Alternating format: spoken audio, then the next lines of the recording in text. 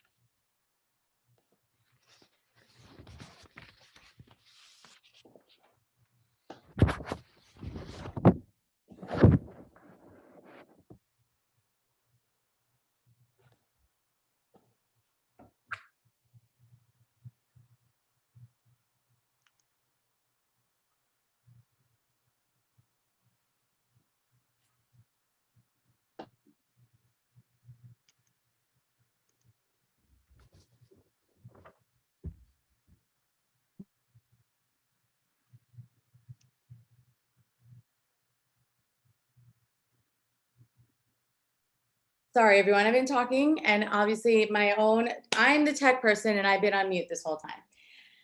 Well, let's start that again. I see a bunch of you still just came in, so I apologize if that's all you've been hearing. As I was saying, welcome everyone to the Hydrogen E-Dialogues, the near-term future of hydrogen in an era of decarbonization. We have a fantastic panel set for you. Just to note, please use the Q&A box for your questions for the speakers. Jason Bennett, our moderator, will be weaving them in as well as taking questions at the end if we have time. I know we have a lot to get through, so I'm going to keep this introduction short. Just very briefly, for those of you that might be new to Energy Dialogues, we are usually doing our fantastic events in person and very much look forward to doing so soon. In the meantime, we have pivoted to these digital and virtual events and webinars. We have a membership platform that I cannot wait to showcase to everyone. Anyone that has any questions about getting involved with Energy Dialogues, learning more about our events, our membership platform, or anything like that, please feel free to email me or my team after this event. And again, I will be back at the end, but without further ado, I'd like to introduce Jason Bennett and the panel for the near-term future of the hydrogen and in an era of decarbonization. Take it away, Jason. Okay, well, if this is your first time to be hearing about hydrogen in the last 12 months, I think you've been under a rock somewhere, because I think it's been an enormous topic, and it has been sort of across the industry. You've heard a lot of discussions around hydrogen.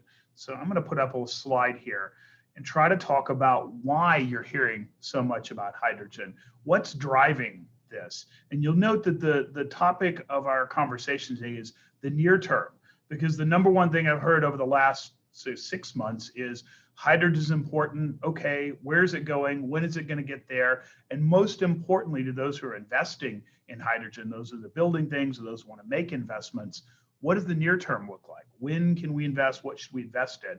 And our panelists today are fantastic, because we cover not only an industry organization which is grappling with this and talk a lot about what's going on in the government. We have one of the premier players already in the industry. I think that they have their view, Plug Power, about what is going on in the industry. And then we've got Guggenheim here to talk to us about sort of investment parameters. So it's a great panel. I will try to get out of the way when I can and get to them. A couple of things here. What's driving investment in hydrogen? Well, if you want to believe in hydrogen, you want to say, okay, we've got to understand whether it's going to go somewhere. I think it comes back to, why do you think it's going somewhere now? Why are we talking about it? Well, could be compliance and regulatory environment. So if we think about a decarbonization, an era of decarbonization, and we think about how you would decarbonize various parts of the energy economy, there is a huge role for solar and wind and batteries and other types of renewables, there's a huge role for them in decarbonization, but they have their limits. And if you look at some activities where you think about, oil and gas in particular, or fuels and other spaces, there isn't a ready-made answer for decarbonizing a hydrocarbon sector. So how could you lower the carbon content of a fuel? How could you provide high density energy that can be transported to a place and stored for a long period of time and have it be low carbon? And so the thinking about that is the compliance and regulatory environment around decarbonization is searching for some answer to those questions. And hydrogen, low carbon hydrogen, when we talk about hydrogen today, we're only talking about low carbon hydrogen, which is produced either from electrolysis.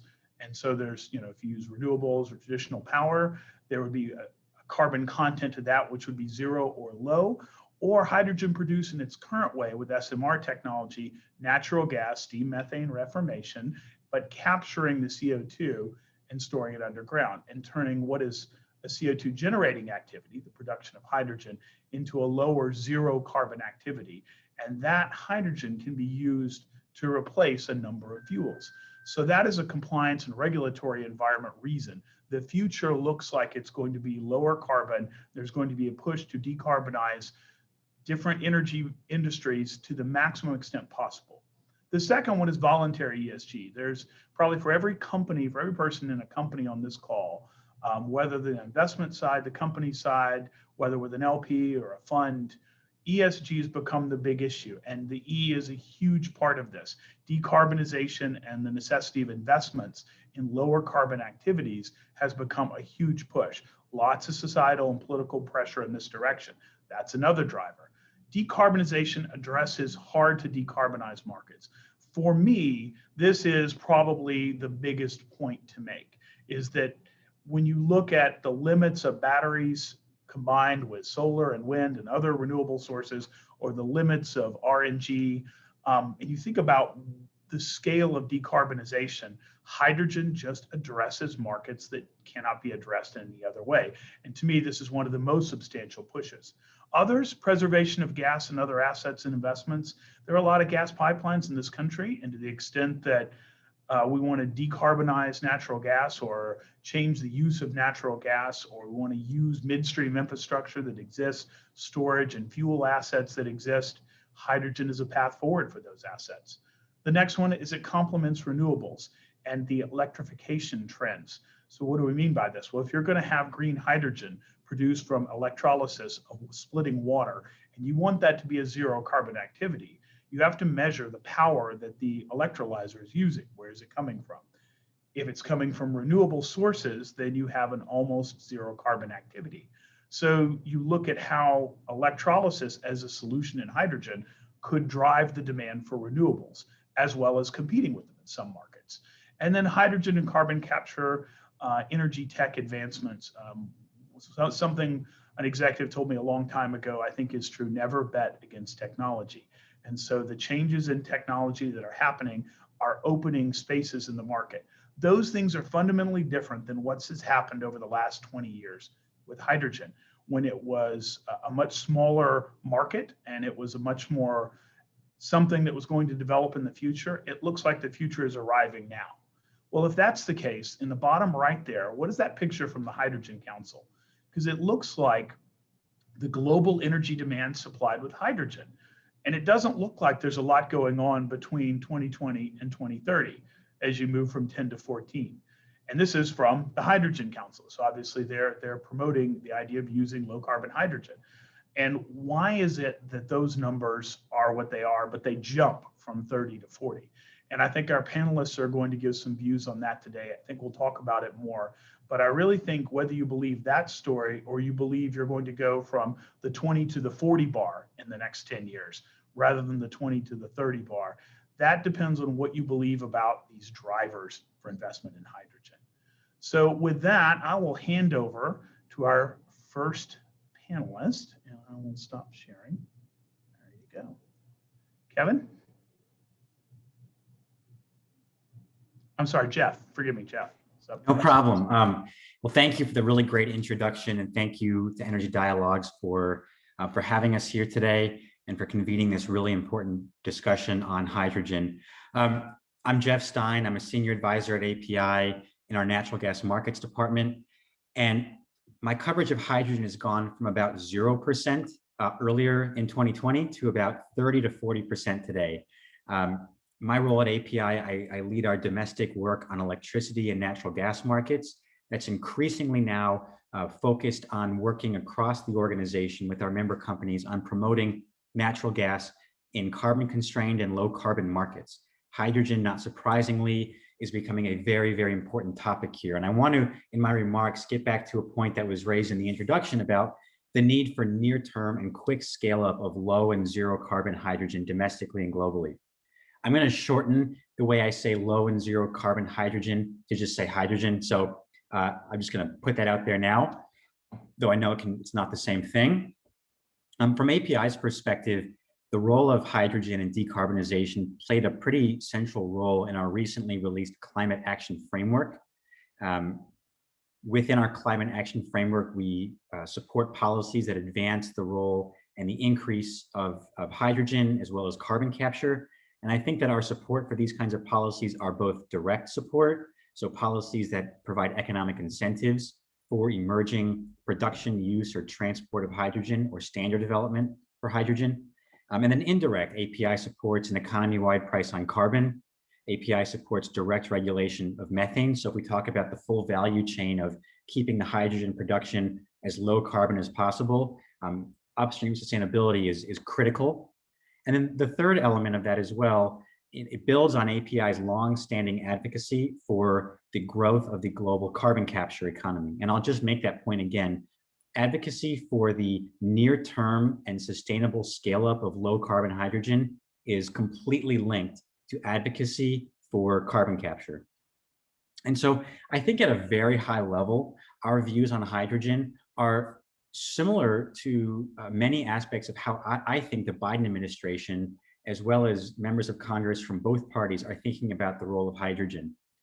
If I could just speculate, this is just me, this is not an official view of API, but if I could just speculate here, I think the Biden administration, when they're talking about hydrogen or carbon capture, they're kind of thinking of two things that are weighing heavily. The first is very, very ambitious climate goals, significant cuts in economy-wide greenhouse gas emissions by 2030, as well as net zero economy by as soon as 2050, or as late as 2050 rather. And then the second is within the inner circle of those who have a lot of influence in climate policymaking, both in the Biden campaign and now in the Biden administration. I see about four groups, which are sometimes aligned, but not always, that really drive climate policymaking. And this touches a lot on hydrogen policy, as well as carbon capture, as well as a lot of the other kind of emerging technologies to get us to the deep decarbonization goals. So labor unions being one, the second and third are often lumped together, but I think of them a little bit separately. You have climate hawks, so groups that are very laser focused on reducing emissions through carbon capture, nuclear, hydrogen, direct air capture, massive renewable build out, transmission, et cetera. And then the third, kind of the traditional environmental groups, which may have increasing focus on addressing climate concerns, but are still also very focused on conservation, land use. We often see state and local environmental groups opposing things like renewable build out, hydrogen build out, carbon capture build out. And then the fourth are environmental justice groups. That's really taken a center stage in how this administration is thinking about climate policy.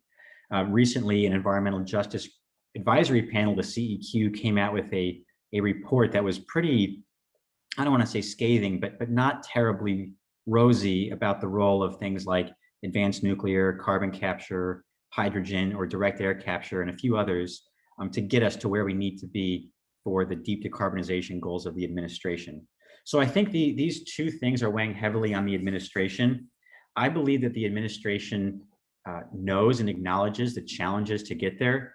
Special Envoy Kerry, in remarks he made earlier this month, mentioned that about 50% of the technologies to get us to where we need to be by 2050 don't really exist yet. Now, I know Carrie got a lot of pushback.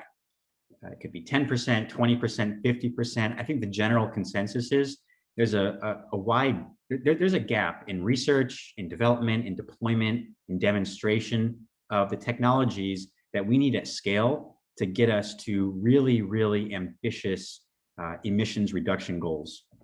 And not only the emissions reduction goals, but the second part of the equation, which is providing reliable and affordable energy to growing global energy demand. So I think the Biden administration acknowledges this. We often see in the press reports that the Biden administration or officials speaking about the role only of green hydrogen and not necessarily blue. And if you'll excuse my color coding, but it just makes it easier at times. I know there's a lot more nuance here.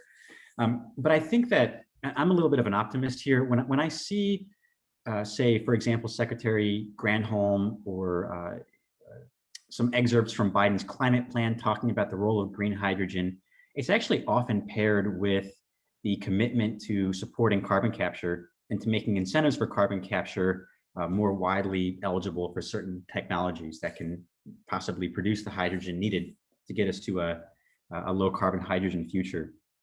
Special Envoy Kerry called on the oil and gas industry to really leverage its expertise in energy markets and the energy system to help scale up a global energy economy. So I think that within the industry, there's a lot of interest and excitement around decarbonizing the hydrogen space. I think within the Biden administration, there's a recognition that hydrogen can play a really important goal to decarbonizing hard to abate or hard to electrify sectors. And in President Biden's draft budget outline he released in April, there were a couple mentions of hydrogen. Again, very high level. We might get more information when they release a full budget proposal at the end of this week on where they're thinking about hydrogen, but it did receive a special call out in regards to the Office of Fossil Energy and Carbon Management. And then pairing what the Biden administration is kind of saying from a high level with what's been happening in Congress from both parties, I'm actually pretty encouraged by what I've seen in Congress coming out. Last Congress, the House Democrats on the Select Committee on the Climate Crisis came out with a report with a handful of economy-wide recommendations to decarbonize a number of hydrogen-related proposals. And to be frank, a lot of the proposals supporting the hydrogen economy were actually pretty fuel and pathway neutral, calling for fuel and technology neutral tax credits, a multi-agency and multi-stakeholder working group to identify the barriers to hydrogen infrastructure deployment. And then this Congress, we've been hearing bubbling interest from members of the Senate and the House from both parties about how to promote hydrogen production, hydrogen infrastructure, and innovative end uses of hydrogen. And then also we've seen bipartisan legislation drop that seeks to expand some of the Loan Program Office authority for hydrogen projects. Right now, I think it's mostly for fuel cell projects. There's a bipartisan bill that seeks to expand that to more types of hydrogen projects. So I'm cautiously optimistic. I think the administration, again, is aware of the challenges to get to where they need to be. When we think about decarbonized hydrogen, you need to not only scale up massively where you're using hydrogen, but also to decarbonize it. And so those are two really big challenges, and it requires smart policy, it requires deliberate policy making. And if I could just make a pitch, if you will, when we talk about the need for near-term scaling up of low and zero carbon hydrogen, I think it requires that we are pathway agnostic in how we go about this. There already is a hydrogen economy in the US today and globally. It's not decarbonized, but there already are some hydrogen pipelines. There already exists within our government regulatory and technical expertise for how to handle and regulate hydrogen. So as we scale up low and zero carbon hydrogen, we can build on the foundation that already exists. And as other technologies, as their costs come down over time, I think they can continue to build on the successes and integration of economic and affordable low and zero carbon hydrogen. So again, thank you for the opportunity. And I'm really interested to hear what the co-panelists have to say from primarily an investment and financial perspective. So thank you.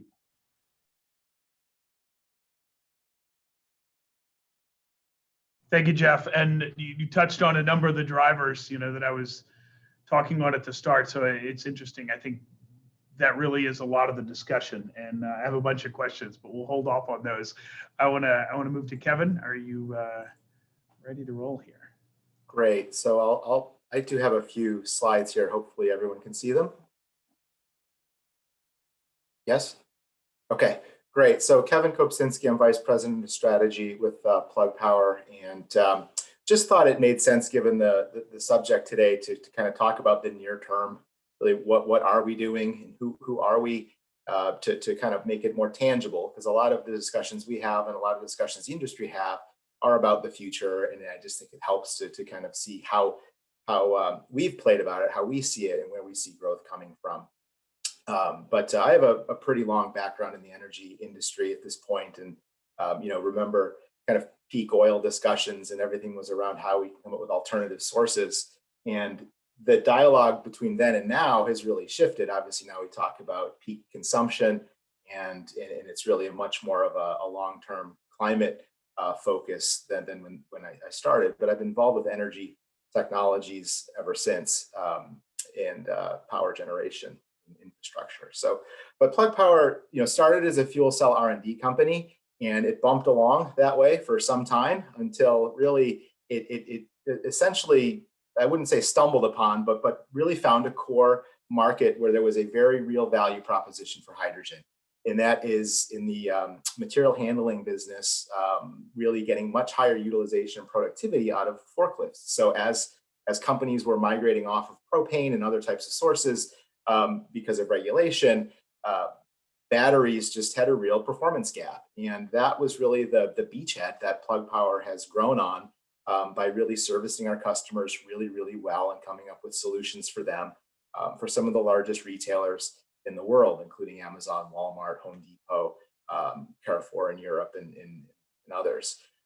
With that, it was just a continuous drive to how do we serve our customers better? How do we offer them a more reliable product? And yes, there is a hydrogen economy that exists. It's very large.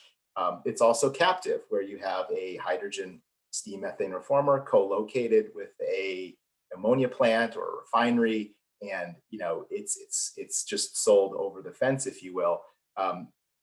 We had to basically create a network, right, that could serve our customers. So block by block, step by step, we built this out, and just so that we can offer complete turnkey solutions. And that's just continued to drive us. We've continued to kind of progress along that pathway.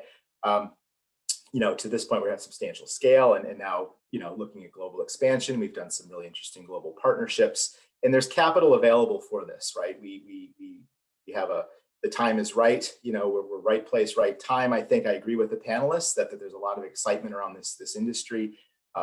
And that's obviously evidenced by capital that's available to help support it going forward.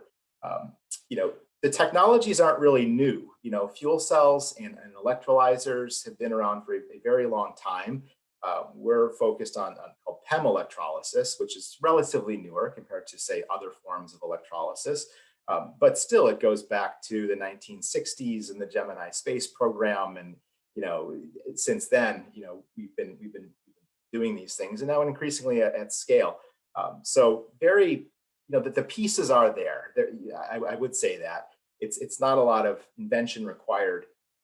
There's a lot of scale required to help drive costs, but that will come. So just one slide, it's not a sexy business, to be honest with you. It's forklifts, it's depots of very large numbers of vehicles, but we have a very clear value proposition. And with that, again, kind of building out piece by piece. If you look at any new industry, anything that's taken hold over the course of modern times, right? It starts with niches and core value propositions that seem somewhat small and trivial, but they just compound and grow over time. You think about Amazon starting as a bookseller, right? And whoever thought they would become what they are today, other than probably Jeff Bezos in his dreams. But that's kind of how it happens. And in first application, the first viable commercial market for hydrogen in something other than the bulk industrial segments of refining and ammonia and steel is material handling.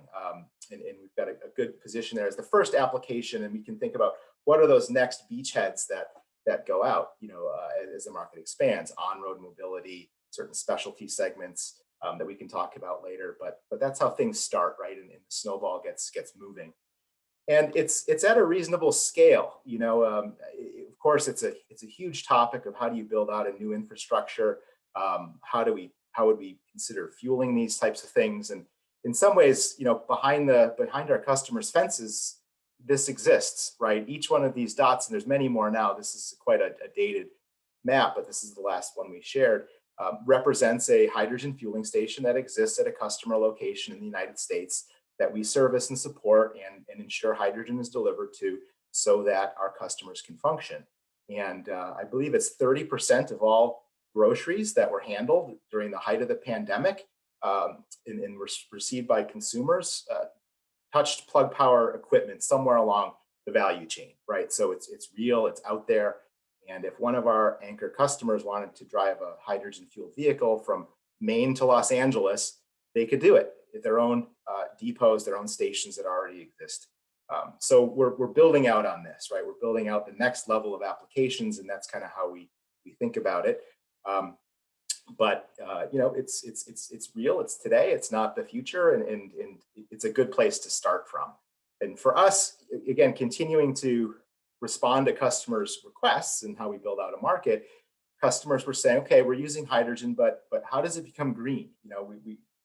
What can we do here? So we made a very strategic decision to essentially vertically integrate into production. And we're doing this with partners, and a lot of capital is required to do this, obviously. So if this is not something Plug Power is doing on its own, but through partnerships and leveraging various forms of financing and whatnot, we are building out a network of hydrogen production. And for us, just because the tightness of the hydrogen market today, as it exists, really as a captive market to refiners and whatnot, the fungible market of movable or transportable hydrogen is actually very small. So for us, it's about how can we offer, and what we could do actually, because of that tightness, is we can offer customers a green product at the same cost we're paying today for a gray product, just because the market is very tight. So we are building out this network. This represents 100 tons of hydrogen production that'll be online by 2023. And it's hundreds of megawatts of electrolyzers and power generation, right, that we're doing. And these are, again, real projects. That is not the future.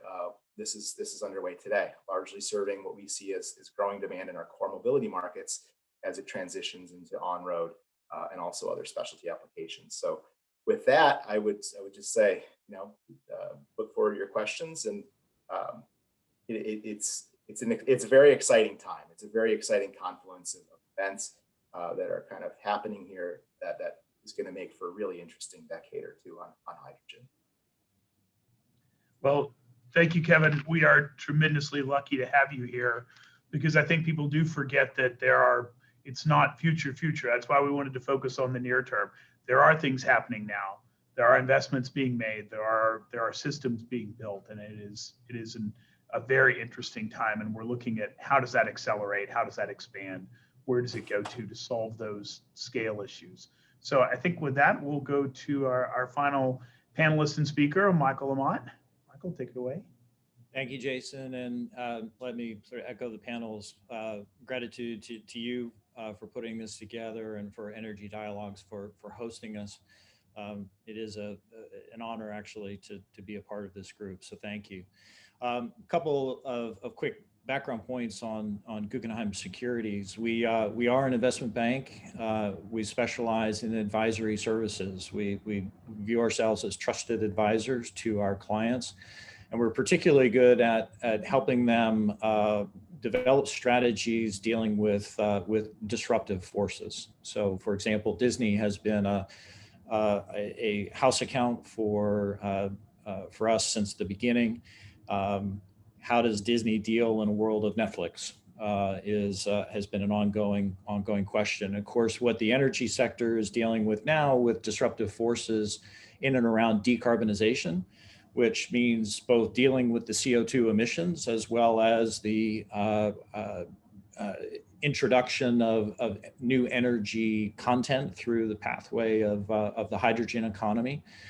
These are disruptive forces that all of our clients are wrestling with, and we're happy to say that we're working with them very closely to help them navigate that.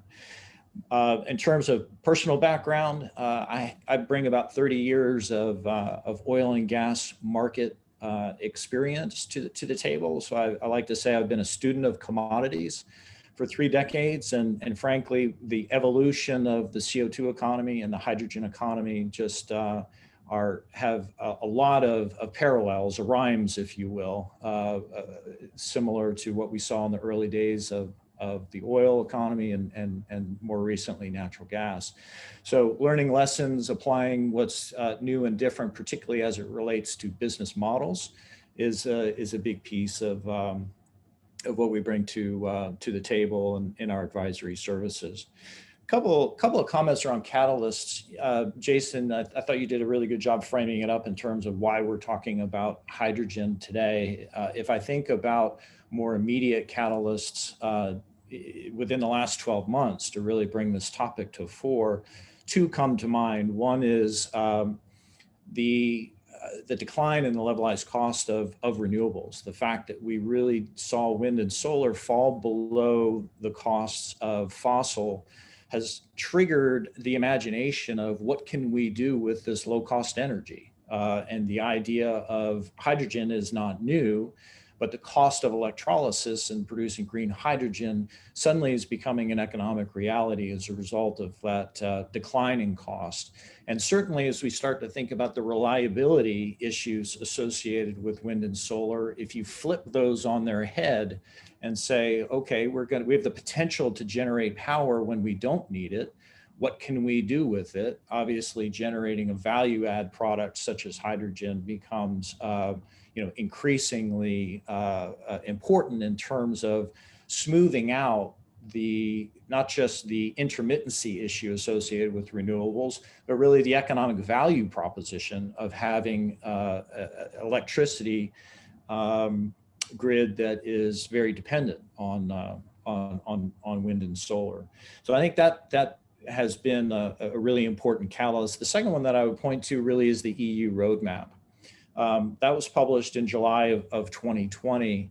And the reason I view this as a catalyst is it really triggered the scale of the market and the size of the task that is in front of us this decade and even in the next 5 years, particularly as it relates to electrolyzers.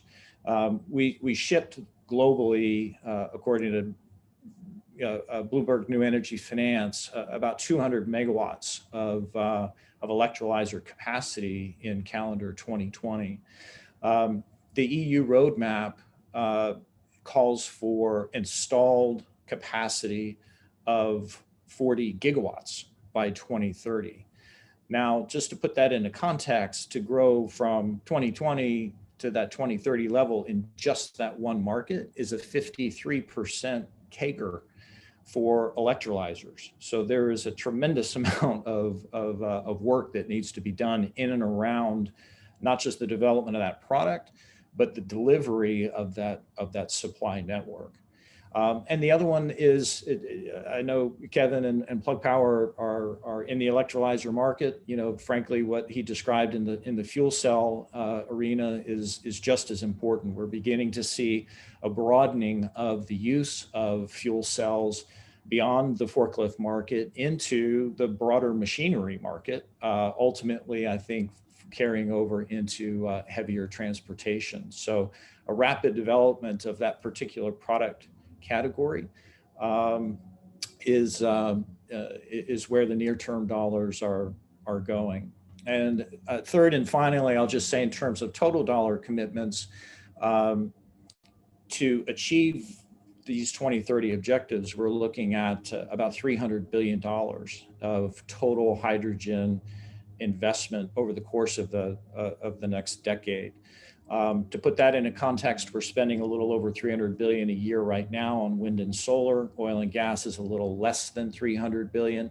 So it is a material ramp up and scaling up from a dollar standpoint. And most of that is going around, I'd say, two things. The two areas, product groups that we just discussed. The interest is in developing out the value chain around fuel cells, as Kevin discussed, and that's everything from sourcing to transportation and distribution and the logistics network. And then obviously the generation side and electrolyzers in particular. So it is, I think, an exciting and accelerating pivotal time for the hydrogen economy. Wow, thank you for that, Michael. And I have to echo what Michael said about Guggenheim. They're really great bankers. They've really dug in on this issue, and I think we're so lucky to have him here speaking with us. A couple of themes that came out of all those discussions was there's kind of a breakdown between there's production and uses and the idea of scaling up, and both even within Plug Power, the idea that we need to scale up and we have to vertically integrate because we have to both grow the supply because there's a tight market, and we have to change the type of supply because customers want low carbon hydrogen. And we've got to do that at the same time as we're introducing new products, the demand market. So let's take a second and focus on the supply market and the idea of the need to scale up, because I think it's a dumb idea, but let's just say it's a starting block to say that no one's going to invest in a bunch of uses for hydrogen unless they think there's going to be a bunch of hydrogen available to them. And they're not going to trust it to be low carbon hydrogen unless the projects are there to show them that that source of supply will be low carbon, and thus their activities will be viewed as good activities rather than bad activities in a decarbonization world. So maybe some thoughts about what's really going to drive that rapid scale up, because it feels like there may be kind of a chicken and egg thing going on here. And Plug Power appears to have come to the solution, well, we're going to do it ourselves. That's how we're going to solve, that's how we're going to cut the Gordian knot here. We'll grow our supply and we'll grow our demand. How is it that we're going to achieve those big growth goals that Michael was talking about and the scale up that Jeff was talking about?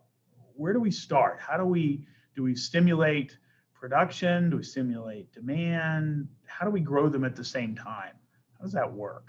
And maybe I think probably Kevin, you're in this market, so maybe talk. You guys had to wrestle with this problem and obviously came to an answer.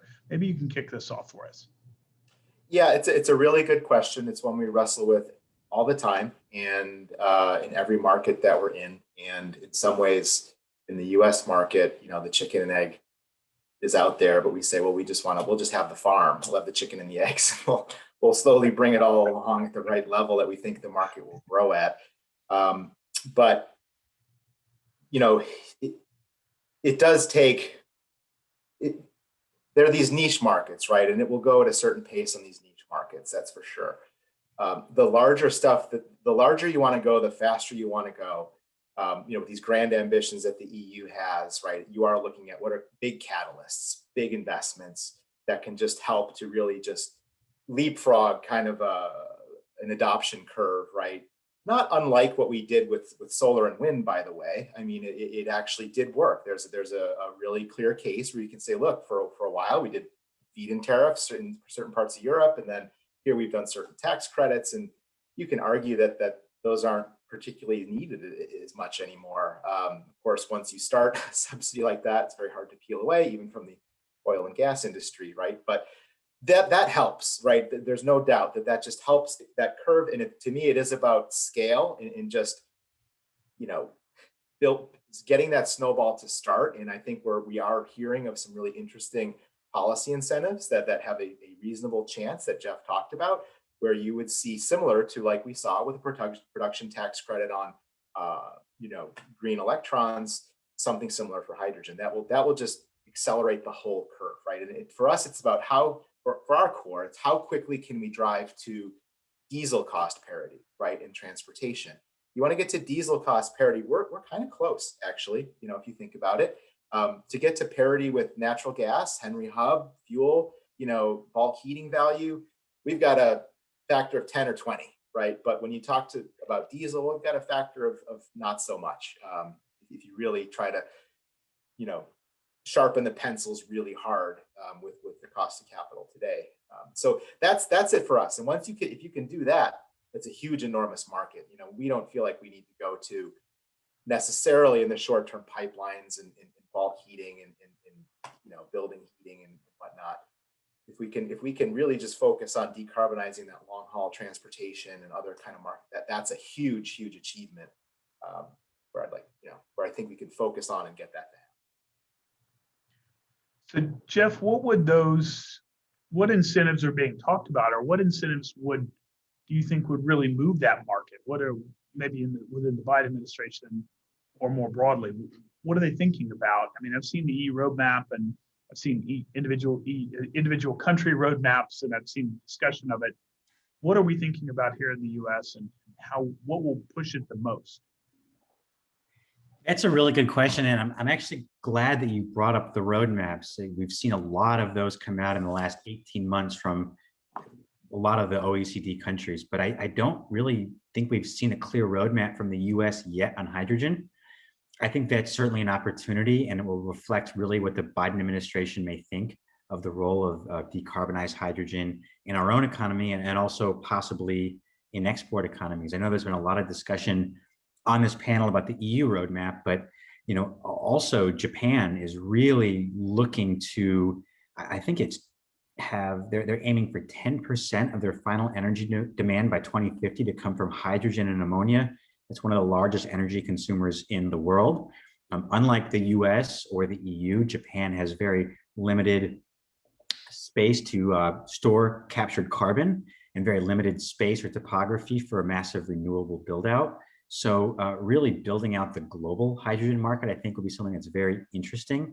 But from a domestic standpoint into building a low or zero carbon hydrogen economy, yeah, I think it will depend a lot on developing the pathway neutral or fuel neutral opportunities for natural gas, SMR with CCS, with electrolysis via renewables or nuclear or grid electricity to get there. So I think that I wouldn't say we're in a blank slate now, but I think that the administration, climate officials in the administration and in Congress are certainly interested in hearing all different kinds of ideas to help get us there. Well, maybe as one of those, let me just ask about, you mentioned carbon capture and how it sort of pairs naturally with hydrogen, you know, as an important part of the solution. Obviously, we have a national natural gas grid that's national, goes everywhere, touches almost every part of the country that has industrial activity. And the idea, and we have all of our customers already existing. I think everyone's alluded to the refiners, you know, over the fence. They're just producing hydrogen. They're consuming it to refine fuels. They're the largest consumers now, as well as ammonia manufacturers, right? Using it, sending it for agriculture. So is the idea that we would take those and what could spur that carbon capture around existing uses, and that's just a natural role for CCS? And is that, you know, something more than 45Q, Section 45Q, the incentives that have just been finalized, the regulations have been finalized? Is that something like direct pay, where that doesn't look like a tax equity market, but a direct credit to the companies that make carbon capture investments? What are some of the things in that market that could spur, I think, is what is a key market for hydrogen, the existing market? Yeah, I mean, a number of proposals that I've seen this Congress and last to kind of get at that question. So one deals with lowering the threshold for 45Q eligibility from industrial sites. I talked to a colleague of mine who's a real carbon capture expert, and I think about 30% or so of industrial SMR facilities wouldn't be eligible for 45Q if they installed carbon capture just because of the threshold requirements. I've seen a number of proposals, including one that I think was released today, if I'm remembering correctly. That seems to there's a lot earlier today. You probably remember it correctly. Don't put so much faith in me. There's a lot coming out these days. We've seen a production tax credit or investment tax credits for installing hydrogen-capable equipment at electric generating facilities. Talks of fuel and pathway neutral production tax credits for electric power plants that use hydrogen as a fuel for generating electricity. And I think just overall, we talk a lot about the physical barriers to the hydrogen infrastructure build out, but in addition to the physical barriers, there are actually a lot of regulatory barriers and a lot of unknowns that what happens if we start to build out more hydrogen only pipelines. Who regulates it? Is it still STB? Does it go to FERC? What if there's a blend? If it's a 20% blend, is it FERC's jurisdiction? Is it STB's jurisdiction? What role does PHMSA play? I think there's a lot of regulatory barriers that need to be sorted out. And so that's why I wasn't surprised to see a recommendation from the House Democrats last Congress in their climate crisis committee to get a lot of the agencies to work together to identify what these not only physical but also regulatory barriers would be to get the necessary build out of infrastructure. And Michael, to get a rapid expansion of the production of low carbon hydrogen, it's going to take a lot of investment. I mean, what's going to drive that? And we've got the policy side. I think both Kevin and Jeff are talking about policy drivers and incentives. Is that the key piece? Is it the ESG driver? Is it, is it a view that this has higher returns maybe than other renewables and other types of investments? What's pushing this? What could push it? Yeah, let me, in terms of investment, Jason, it's going to be economics. But let me take a step back and unpack a few of things that were touched on in the earlier discussion with Kevin and Jeff. First, when we think about hydrogen and the development of the hydrogen economy, we really need to think about it as developing similarly the hydrocarbon economy. So what does the hydrocarbon economy today look like? Well, it's gasoline, it's diesel, it's jet, it's plastics. It touches a myriad of components of the global economy. Hydrogen is going to unfold very similarly. So it's very difficult to sort of pick one pathway. It's actually a multitude of pathways. The other dimension there is really the international versus domestic debate. And I do think that economies in Europe and Japan are by far, in a way, more advanced than the US with respect to developing the hydrogen economy broadly. And part of that is the incentives associated with they have appropriate carrots and sticks. The carrots are the actual direct investment participation of government stimulus as well as incentives, and the stick of carbon taxes in the cap and trade system. As Jeff touched on, the 45Q and the CCS focus there, and I think this is getting to your question, Jason, on blue hydrogen. The United States, I think, is going to, because of the bountiful supply of natural gas that we have, and because we have plenty of geological storage for CO2, I think blue hydrogen is largely scalable and can be integrated into our existing infrastructure and markets far more efficiently. One of the ways that we're seeing that right now, this notion of integration is actually in pipeline blending. The idea of creating blue hydrogen and blending upwards of 15% pure hydrogen with methane in natural gas. California, let's not forget, California is the 5th largest economy in the world. California is actually doing more around this particular sort of advancement of hydrogen use than any other economy in the world right now. So to the extent that they prove successful, the ability to then integrate that into the broader pipeline network of the lower 48 should make for the adoption of hydrogen distribution relatively easy through that pathway. The other two pathways that require more financing, and this is getting to your economics question, what really sort of stimulates the investment, it is going to be return. We haven't seen, with respect to infrastructure investors in particular, the need nor willingness really to lower the return thresholds. It is at the end of the day a risk-adjusted return that they're looking to seek for their LPs. So we really need to have compelling economics, either through government incentives and programs, taxes, and other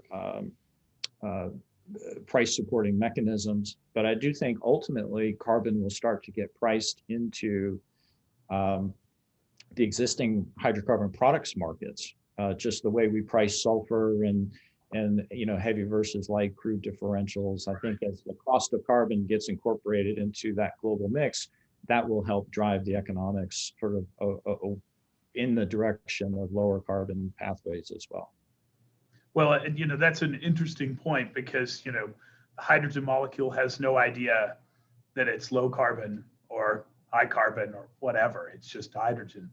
It's the element one. So it is the origin of it and the tracking of that and assigning of value that is interrelated to the hydrogen itself, a green value that really creates a different market for it. And the two can be thought of even side by side as separate products. There's the thing that created it that is the low carbon activity, and then there's the resulting product. And I think I agree with you. When we set a price on this, that will define a lot of what the market will look like. And that could be local price, but it also be in competition with world prices. I think Jeff's point about Japan and Asia is exactly right. There's a lot of demand for this product already, and it's interesting to see where it goes. The time is flying here, and I do want to grab some questions from the audience that have been coming in. So can we do a little rapid round on these? And Kevin, I think this is for you. Does green hydrogen generation require a lot of clean water? And if so, how is it viable? How viable is this on a global scale? And how do environmental preservation groups view this? It's a good question. It's one of the first questions we always get.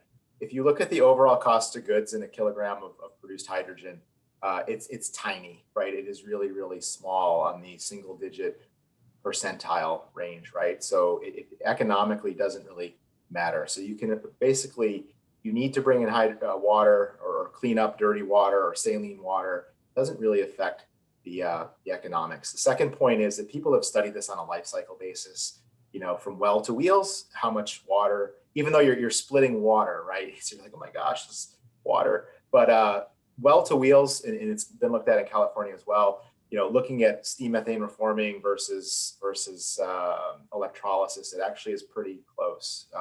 So it's less an issue than you would actually think when you really dig into it. But do we have to, like citing any project, do we look at water sources and make sure we're not competing against ag uses? Absolutely, but we can't afford to pay a high price for power, but we can afford to pay what we need to for water.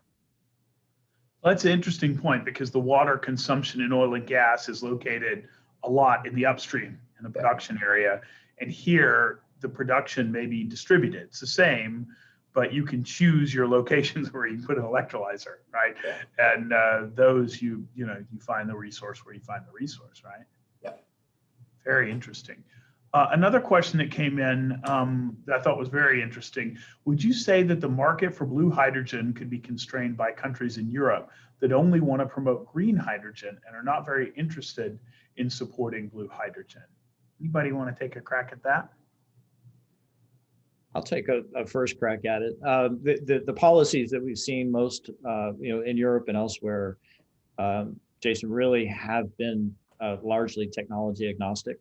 And I think that's an important aspect as we move into this new development of this new economy. In fact, there are proposals in DC, I'm sure Jeff can speak more to this, to create similar sort of streamlining of the clean economy legislation to become less championed towards one specific pathway versus another. And I think the best evidence of that is in Europe, the now expectation is just a question of timing of a carbon border adjustment tax. So I think the target is the carbon content.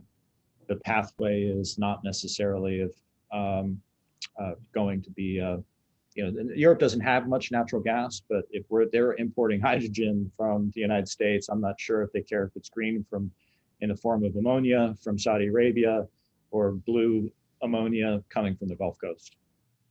Right.